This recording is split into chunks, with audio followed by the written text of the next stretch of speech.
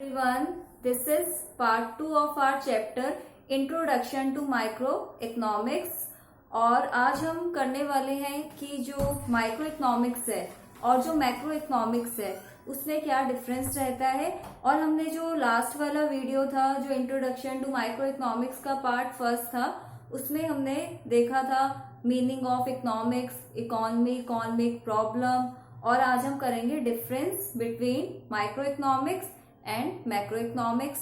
और इस डिफरेंस को करने से पहले थोड़ा सा हम रिवाइज कर लेते हैं कि इकोनॉमिक्स का मीनिंग क्या था।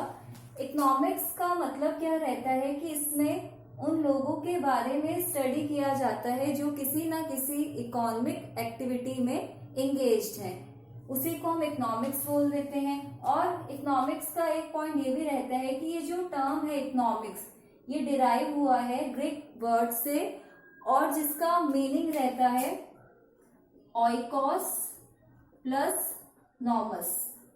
ओइकोस प्लस नॉमस ये ग्रीक वर्ड से डिराइव किया गया है। ओइकोस स्टैंड्स फॉर, ओइकोस का मीनिंग है हाउस होल्ड, नॉमस का मीनिंग रहता है मैनेजमेंट करना।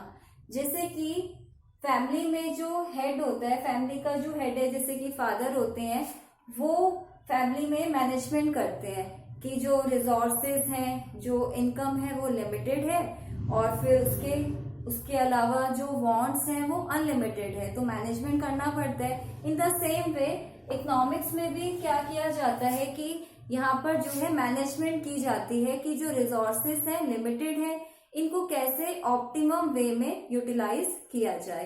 तो इसी को हम इकोनॉमिक्स बोल देते हैं जो कि डिराइव हुआ है ग्रीक वर्ड से।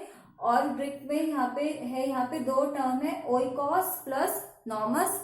ओइकोस का मीनिंग हो जाता है house hold and nomos means management. और अब हम देखते हैं इसमें कि यहाँ पे जो इकोनॉमिक्स है इसे दो पार्ट्स में डिवाइड किया गया है। इसकी दो ब्रांचेस हैं, एक है यहाँ पे micro economics and second one is macro economics. अगर बात की जाए माइक्रो इकोनॉमिक्स की, तो माइक्रो इकोनॉमिक्स क्या रहता है कि जब एक इकोनॉमी का हम स्टडी करते हैं इंडिविजुअल लेवल पे तो उसे हम बोलते हैं माइक्रो इकोनॉमिक्स। नॉर्मली माइक्रो का जो मीनिंग अभी तक हमने देखा है वो क्या रहता है, स्मॉल।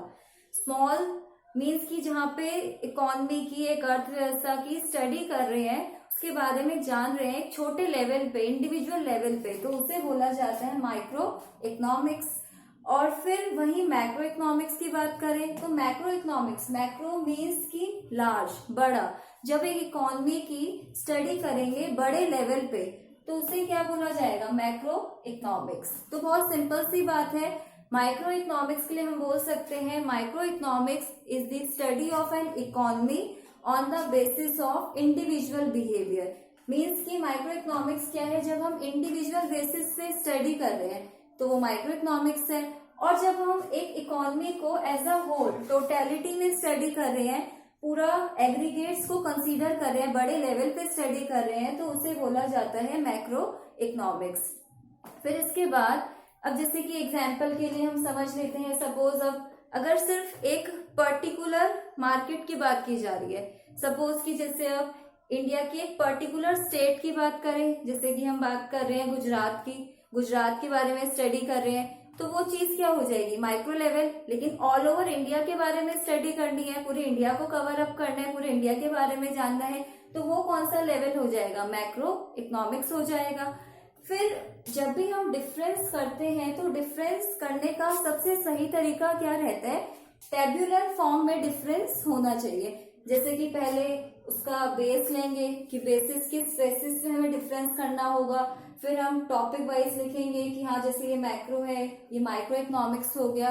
तो इसी बेसिस पे अगर डिफरेंस किया जाए तो सही से स्टूडेंट स्कोर कर सकते हैं।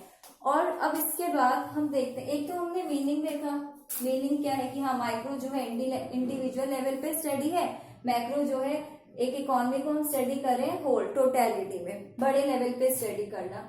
फिर एक पॉइंट और आ जाता है, बेसिस क्या रहता है, किस बेसिस पे हम डिफ्रेंशिएट कर सकते हैं माइक्रो और मैक्रो इकोनॉमिक्स में, तो वो है हमारे पास वी हैव टूल्स। टूल्स के बेसिस पे, टूल्स की बात की जाए कि माइक्रो लेवल पे अगर स्टडी कर रहे हैं तो माइक्रो लेवल के क्या क्या टूल्स हो सकते हैं, किस बेसिस से माइक्रो लेवल को हम जान सकते हैं। तो इसके जो मेन टूल्स हैं माइक्रो इकोनॉमिक्स के वो हैं डिमांड एंड सप्लाई। डिमांड और सप्लाई माइक्रो इकोनॉमिक्स के टूल्स हैं, और जो फिर मैक्रो इकोनॉमिक्स है, क्योंकि वो बड़ा लेवल है, बड़े लेवल पे स्टडी हो रही है, तो इसके जो टूल्स है aggregate demand and aggregate supply.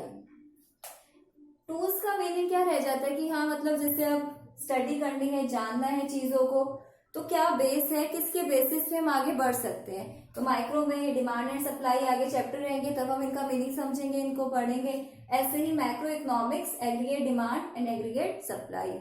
और जो क्लास 11th है उसका तो अभी सब्जेक्ट मैटर माइक्रो इकोनॉमिक्स है। जो मैक्रो इकोनॉमिक्स वाला टॉपिक है ये क्लास 12th के लिए, क्लास 12th में हम इसे पढ़ेंगे और ज्यादा डिटेल में।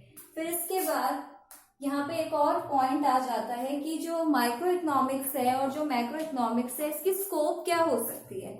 स्कोप इन द सेंस कि अब जैसे हमें पता है कि कोई भी लेवल हो, चाहे वो माइक्रो लेवल है या फिर वो मैक्रो लेवल है, रिसोर्सेज तो लिमिटेड है ही, चॉइस तो करनी पड़ेगी। और इसी चॉइस को हमने देखा था, क्या बोला जाता है इकोनॉमिक्स में, economic problem, the problem of choice. तो फिर वही बात आ जाती है, चाहे कोई भी लेवल हो, प्रॉब्लम तो एग्जिस्ट करती ही करती है। तो हम ये देखते हैं कि क्या क्या प्रॉब्लम रहती है, माइक्रो की क्या प्रॉब्लम है, मैक्रो इकोनॉमिक्स की क्या प्रॉब्लम है। रिसोर्सेज तो दोनों लेवल पे ही लिमिटेड है। माइक्रो इकोनॉमिक्स की क्या प्रॉब्लम रहती है, हाउ टू एलोकेट रिसोर्सेज, एक तो ये प्रॉब्लम हो गई। और सेकंड प्रॉब्लम क्या है, how to determine the prices of goods. एक तो ये पॉइंट बन जाता है कि जो रिसोर्सेज है, जो संसाधन है, रिसोर्सेज का हमने देखा था, रिसोर्सेज में क्या आते हैं, लैंड, लेबर, कैपिटल, एंटरप्रेन्योर। और रिसोर्सेज मीन्स ऑफ प्रोडक्शन। तो रिसोर्सेज को कैसे एलोकेट करें, रिसोर्सेज को कहाँ कहाँ पे यूज में लगाए, ये एक इकोनॉमी को डिसाइड करना पड़ता है, प्रोड्यूसर को चॉइस करनी पड़ती है, क्योंकि रिसोर्सेज जो है वो लिमिटेड है। फिर इसके बाद हम देखते हैं यहाँ पर कि कैसे गुड्स एंड सर्विसेज के प्राइस को डिटरमाइन करें, क्योंकि अब गुड्स बनकर तैयार हो गए और सर्विसेज बन गई, तो इनका क्या प्राइस लेवल होगा, ये भी कहाँ की प्रॉब्लम है, माइक्रो इकोनॉमिक प्रॉब्लम मानी जाती है। फिर ऐसे ही जैसे अब माइक्रो की प्रॉब्लम है, मैक्रो की भी अपनी प्रॉब्लम रहती है। मैक्रो इकोनॉमिक्स की क्या प्रॉब्लम है, क्योंकि ये बड़ा लेवल है तो इसकी प्रॉब्लम भी बड़ी है।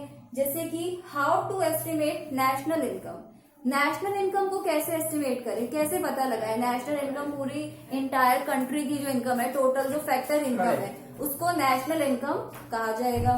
फिर इसके बाद how to attain full employment level, full employment level कैसे लेकर आए, पूर्ण रोजगार की स्थिति कैसे आए देश में, ये भी डिटरमाइन करना पड़ता है। तो ये सब पॉइंट, ये जो नेशनल इनकम है, एम्प्लॉयमेंट है, ये वेरिएबल्स है मैक्रो इकोनॉमिक्स पे, मैक्रो इकोनॉमिक्स की। और वेरिएबल क्या रहते हैं, वेरिएबल वो वैल्यू होती है जिसमें चेंज आता है, जिसे न्यूमेरिकली एक्सप्रेस किया जाता है।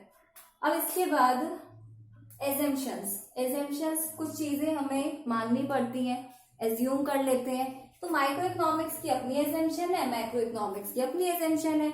माइक्रो इकोनॉमिक्स की क्या एजम्पशन है कि जब भी हम माइक्रो लेवल पे स्टडी करेंगे, माइक्रो लेवल के बारे में जानेंगे, छोटे लेवल पे स्टडी करेंगे, तो वहां पे हम क्या बात ध्यान में रखेंगे कि जो मैक्रो इकोनॉमिक्स है उसके जो वेरिएबल्स हैं वो कांस्टेंट है। Variables of macro economics are constant. It means हम ये बोल सकते हैं कि there is no problem at macro economics. अभी मैक्रो इकोनॉमिक्स पे कोई प्रॉब्लम नहीं है, वहां की सभी चीजें कांस्टेंट है, जैसे नेशनल इनकम हो गया, फुल एम्प्लॉयमेंट लेवल, वो सब चीजें कांस्टेंट है। फुल जो फोकस होगा, कंसंट्रेशन होगा, वो होगा माइक्रो इकोनॉमिक्स पे। फिर इसके बाद जब यहाँ पर मैक्रो इकोनॉमिक्स पे आएंगे, तो मैक्रो इकोनॉमिक्स की क्या एजम्पशन है कि जब एक इकोनॉमी में मैक्रो लेवल पे, बड़े लेवल पे स्टडी हो रही है, तो जो वेरिएबल्स होंगे माइक्रो इकोनॉमिक्स के, वो क्या रहेंगे, कांस्टेंट। और वेरिएबल क्या है, एक ऐसी value, variable is a value which changes over time, एक ऐसी वैल्यू है जो टाइम के साथ बदलती है, जिसको न्यूमेरिकली मेजर कर सकते हैं, इसे वेरिएबल बोला जाता है। और अब यहाँ पर जब मैक्रो लेवल पे है तो क्या मान के चल रहे हैं, माइक्रो इकोनॉमिक्स के जो भी वेरिएबल है वो क्या है, कांस्टेंट है। फिर इसके बाद जो नेक्स्ट पॉइंट है, बेसिस ऑफ डिफरेंस का थ्योरी, या फिर हम बोल सकते हैं we can say that alternative name, एक अलग नाम, एक दूसरा नाम, ऑल्टरनेटिव नेम। तो जैसे कि अभी हमने देखा कि जो माइक्रो इकोनॉमिक्स है उसमें एक प्रॉब्लम एग्जिस्ट कर रही है कि गुड्स बन गए, इनका प्राइस कैसे डिटरमाइन करें।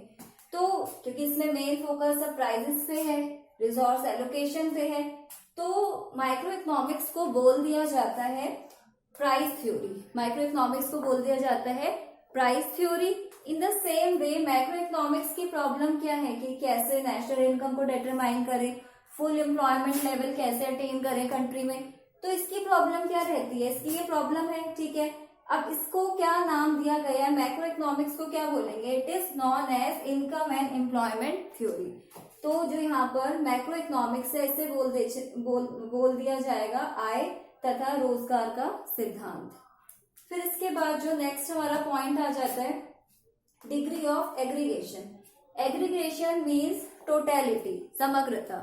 अब एक पॉइंट हमें इसमें समझना होगा कि जो टोटलिटी है, जैसे अभी हमने देखा कि माइक्रो लेवल इंडिविजुअल लेवल पे स्टडी है, मैक्रो लेवल बड़े लेवल पे स्टडी है, तो जो एग्रीगेशन है, जो टोटलिटी है वो माइक्रो लेवल पे भी है और जो मैक्रो लेवल है उस पे भी टोटलिटी है। माइक्रो लेवल का मतलब बिल्कुल यही नहीं है कि हम बिल्कुल एक ही किसी पॉइंट को लेके चल रहे हैं। माइक्रो लेवल का मतलब है कि स्पेसिफिक मार्केट की बात करें या किसी स्पेसिफिक प्रोडक्ट की बात कर रहे हैं। जैसे कि एग्जांपल के लिए हमें जानना है कि हाँ अमूल जो मिल्क है कंट्री में, अमूल मिल्क का कितना प्रोडक्शन हो रहा है, तो हमारा मेन फोकस क्या है कि मिल्क पर, अमूल मिल्क हो गया, तो वहां पे भी हम टोटलिटी कर रहे हैं। स्टेट वाइज देखेंगे या फिर एरिया वाइज देखा जाएगा। लेकिन जो मैक्रो लेवल है वो बड़ा लेवल है। अब जैसे कि अभी हमने माइक्रो में क्या देखा कि अभी मिल्क में अमूल को ले लिया, लेकिन मैक्रो में क्या करें, जितना भी टोटल प्रोडक्शन हो रहा है कंट्री में मिल्क का, mother dairy milk, Amul milk, जो भी ब्रांड्स वगैरह हैं जो भी चलते हैं सभी को कंसीडर कर लिया, वो मैक्रो इकोनॉमिक्स हो गया। तो टोटलिटी तो माइक्रो में भी है, टोटल तो मैक्रो इकोनॉमिक्स में भी हो रहा है। डिफरेंस क्या रहता है कि जो डिग्री ऑफ एग्रीगेशन है, टोटलिटी की जो डिग्री है वो माइक्रो इकोनॉमिक्स में लिमिटेड है, यहाँ पे कम है, और हाई किसमें है, ज्यादा टोटलिटी किसमें रहती है, मैक्रो इकोनॉमिक्स में। तो ये जो है यहाँ पर मेनली माइक्रो इकोनॉमिक्स और मैक्रो इकोनॉमिक्स का जो है डिफरेंस काफी ज्यादा इंपॉर्टेंट है, ये क्लियर करना बहुत ज्यादा जरूरी है। और फिर इसके बाद जो है, जैसे कि अभी हमने ये डिफरेंस तो कंप्लीट कर लिया, अभी इसमें हम आगे और पढ़ने वाले हैं पॉजिटिव इकोनॉमिक्स, नॉर्मेटिव इकोनॉमिक्स में डिफरेंस करेंगे आगे। और फिर इसके बाद इसमें भी और भी चीजें हैं, पीपीसी और उससे रिलेटेड प्रॉब्लम्स वगैरह, सेंट्रल प्रॉब्लम्स, वो हम नेक्स्ट वाले पार्ट में करेंगे। आज के लिए बस इतना ही, थैंक्स।